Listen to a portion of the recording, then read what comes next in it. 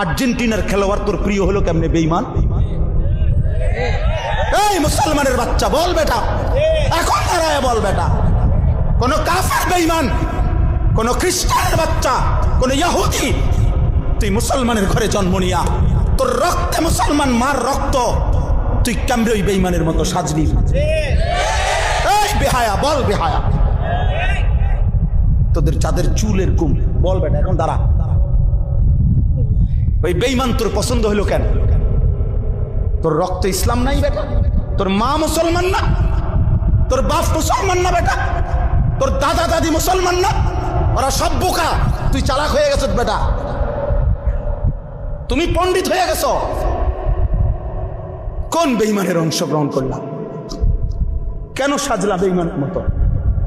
তোমার নবী নাই, তোমার রাসূল নাই, তোমার আল্লাহ নাই, তোমার নবী সাল্লাল্লাহু আলাইহি সাল্লাম চুল রাখে নাই? কথা বলে না কেন? আল্লাহর নবীর চুল ছিল কিনা? নবীজির চুল মোবারক ছিল কিনা? তিনি চুল রাখতেন কিনা? তো তিনি কেমনে সাজলেন?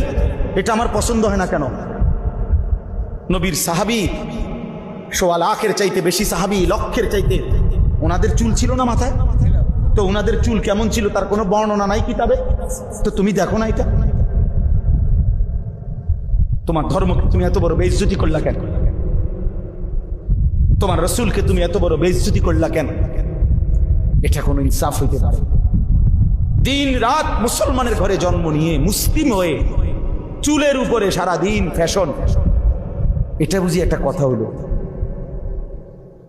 আমার ভাই বল, এটা বুঝি একটা কথা হলো? তোমারে বুঝি আল্লাহ বানাইছে শুধু এই সারাক্ষণ চুল এটার ফ্যাশন করবা, বিভিন্ন মডেলে চুল কাটবা, এই নিয়ে ব্যস্ত থাকবে? এত ফালতু কাজে আল্লাহ মুসলমানকে বানাইছে?